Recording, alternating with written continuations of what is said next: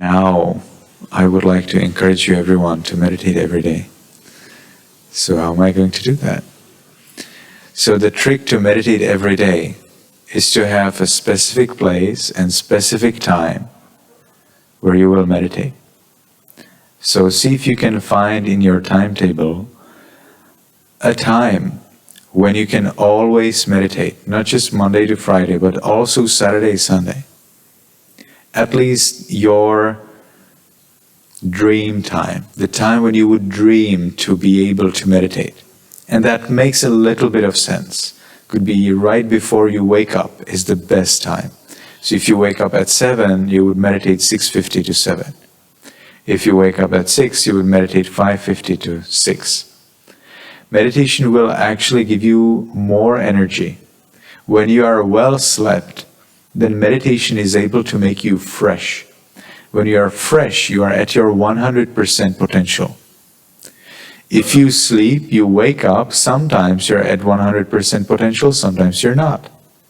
But if you meditate right, you're always at 100% potential. You cannot be better after a certain amount of meditation if you practice it right. So it's good to have a time for meditation sometime in the morning. But you may think that this is absolutely impossible. Or maybe you already have a habit to meditate in the evening. Well, then you can choose the evening time. What's also very powerful is if you can meditate with someone else. If you have a friend or family member or a brother, sister or someone, or a mother, father, or your uncle, auntie, whoever is there, it's good to meditate together with them. So that if they don't want to meditate, you drag them to come and meditate. And if you don't want to meditate, they will drag you to come and meditate. And that is how you can maintain each other in meditation. That helps a lot. Also, you feel like you're not alone in the world. When I started to meditate when I was 15, I was the only person in all of the family, in all of the school, in everywhere that I know about, who ever meditated. I was absolutely alone in my bubble world. I had no friend who would be interested in Buddhism. Nobody who would be interested in anything that I ever learned about Buddhism. Totally alone for 3 years.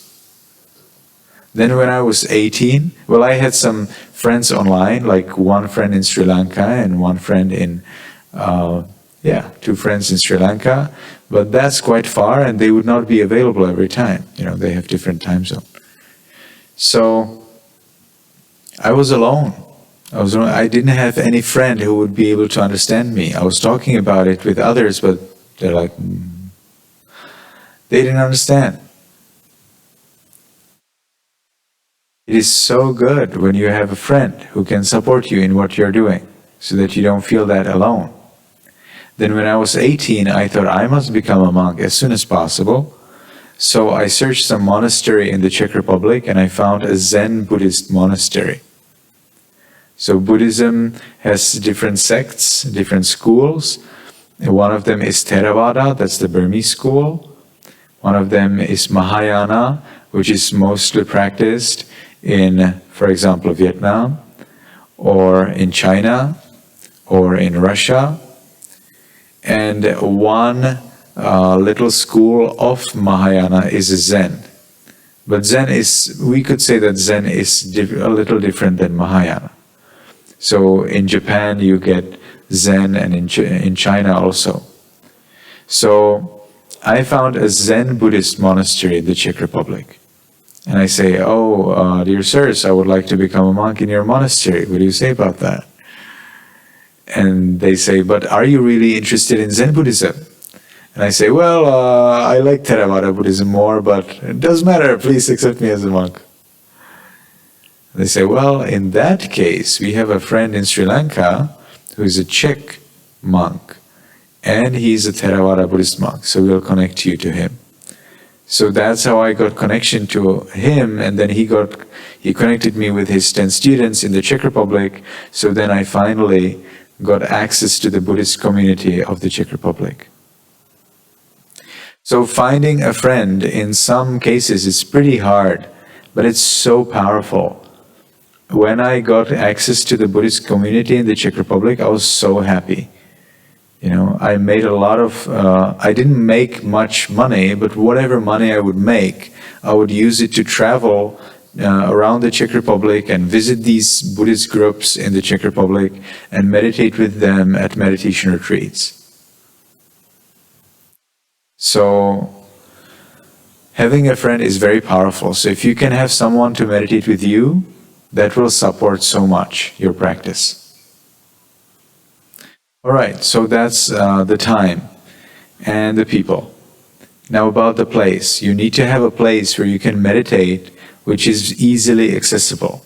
Some people like to meditate on their bed, and that definitely is a good idea if your bed is a little hard. If your bed is soft, well, then you will fall like that. All right? And that's not comfortable. So in the end, you happen to meditate like this. You will keep your feet like this because you fell into the bed, because it's so soft. You sank into the bed. So in that case, bed is not a good place for meditation. You'd better meditate next to the bed on the floor. All right? Don't meditate on a cool floor, meditate on some carpet or on some blanket. But it's necessary that the floor is somewhat harder. It needs to be soft, but at the same time, you should not sink into it, because then you cannot maintain your back erect.